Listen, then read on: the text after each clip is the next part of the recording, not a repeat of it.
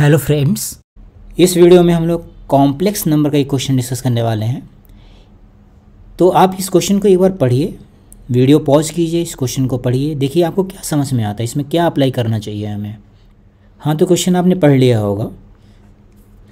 यहाँ पे आपको जो है लग रहा है कि हमें डायग्राम तो बनाना चाहिए। कह रहे नॉर्थ ईस्ट में जा रहा है, नॉर्थ वेस्ट में जा रहा है, तो हमें डायग्राम बनाना चाहिए।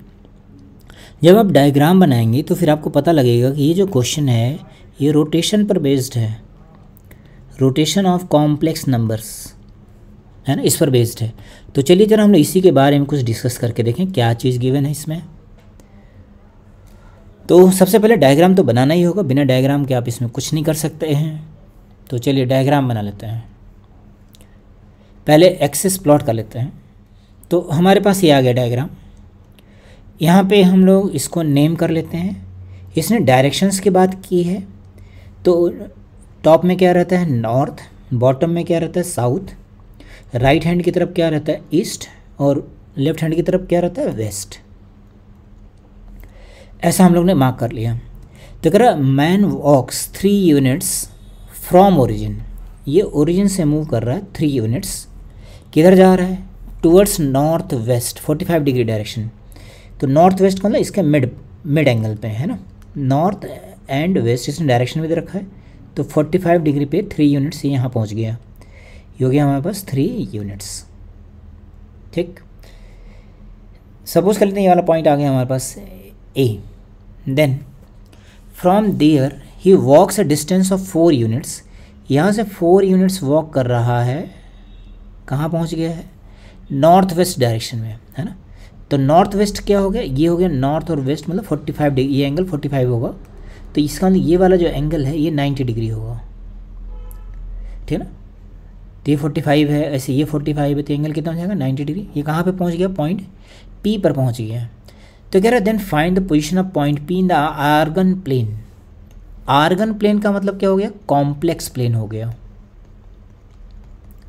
ये कॉम्प्लेक्स प्लेन भी कहते हैं इसको हम लोग, गॉसियन प्लेन भी कहते हैं है ना, और आर्गन प्लेन भी कहते हैं। इसी को 2D में क्या कहते हैं कार्टेशियन प्लेन कहते हैं। तो हम 2D से सॉल्व करें या फिर कॉम्प्लेक्स प्लेन से सॉल्व करें, that is the same thing. अब यहाँ पे देखिए कॉम्प्लेक्स नंबर पहले आपको लिखने आना चाहिए। हम लोग इसको कॉम्प्लेक्स नंबर से सॉल्व करेंगे। ये वाला एंगल 45 डिग्री पे है। तो किसी भी कॉम्प्लेक्स नंबर को लिखने के लिए क्या चाहिए उसका मैग्नीट्यूड और उसका डायरेक्शन। कोई भी कॉम्प्लेक्स नंबर लिखना है तो आपको उसका मैग्नीट्यूड चाहिए प्लस डायरेक्शन चाहिए। तो यहाँ पे मान लीजिए कोई पॉइंट ए है, इसका मैग्नीट्यूड कितना है ओरिजिन से 3 और डायरेक्शन कितना है 45 डिग्री। मतलब ये हो गया हमारे पास 3 टाइम्स e⁻π/4। तो हमने पॉइंट ए का पोजीशन वेक्टर लिख दिया, इसी को पोजीशन वेक्टर भी कहते हैं, ठीक है ना। तो किसी भी कॉम्प्लेक्स नंबर को इस तरह से हम लोग रिप्रेजेंट कर लेते हैं। अब आपको ये वाला कॉम्प्लेक्स नंबर चाहिए, कितना यूनिट पे है 4 यूनिट्स इधर की तरफ जा रहा है। तो हम लोग यहाँ पे रोटेशन अप्लाई करेंगे। रोटेशन कैसे अप्लाई करेंगे, ये 90 डिग्री जो है हम लोग इसको इस डायरेक्शन में रोटेट कर देंगे 90 डिग्री से। ये जो 3 यूनिट डिस्टेंस है इसको 4 पे रोटेट करेंगे। तो मैं यहाँ पहले फॉर्मूला लिख लेता हूँ। इसका नाम लिख दिया मैंने Z1, इसका नाम लिख दिया Z2 और ये हमारे पास है 0 है ना। तो मैंने लिखा रोटेशन कैसे लिखते हैं, जहाँ पे एरो होता है वो वाला वेक्टर, मतलब ये वाला वेक्टर, वेक्टर का मतलब पहले P फिर A। तो क्या लिखेंगे Z2 minus Z1 divided by, फिर जहाँ पे एरो का टेल है दैट इज़ 0 माइनस Z1, ये रोटेशन हुआ। फिर इसका मैग्नीट्यूड, जहाँ पे एरो का हेड है उसका मैग्नीट्यूड कितना हो गया PA और इसका मैग्नीट्यूड कितना हो गया OA। कितने एंगल से रोटेट हुआ है 90 डिग्री से। किस डायरेक्शन में रोटेट हुआ है क्लॉकवाइज। देखिए क्लॉकवाइज रोटेशन है ना, क्लॉकवाइज में रोटेट करेंगे तो एंगल को हम लोग नेगेटिव मेजरमेंट करते हैं। तो आएगा e⁻π/2, ये इसका रोटेशन हो गया। आई होप इतना समझ आ गया होगा। अब e⁻θ को क्या लिखते हैं हम लोग cos theta plus iota sine theta, ऐसा लिखते हैं। अगर यहाँ माइनस साइन होता तो हम यहाँ पे भी माइनस साइन लगा लेते हैं, ठीक। तो यहाँ से Z2 की वैल्यू कितनी आ गई Z1 माइनस Z1, PA कितना है 4, OA कितना है 3, इंटू इसको ओपन कर लिया कॉस पाई बाई 2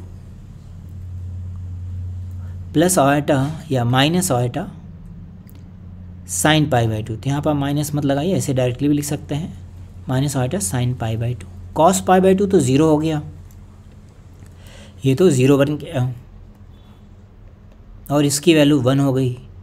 तो जब आप इसको मल्टीप्लाई करेंगे तो वैल्यू क्या मिलेगी,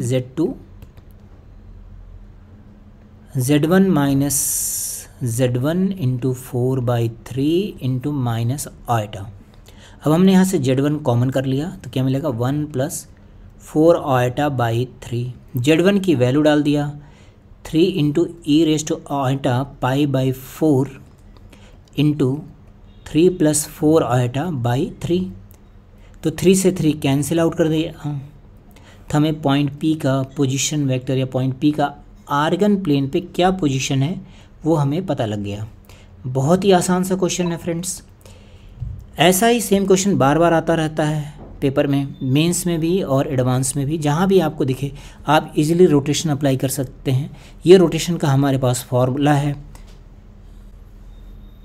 ठीक है। ये फॉर्मूला आप याद रख सकते हैं, किसी भी कॉम्प्लेक्स नंबर में हम लोग अप्लाई कर सकते हैं।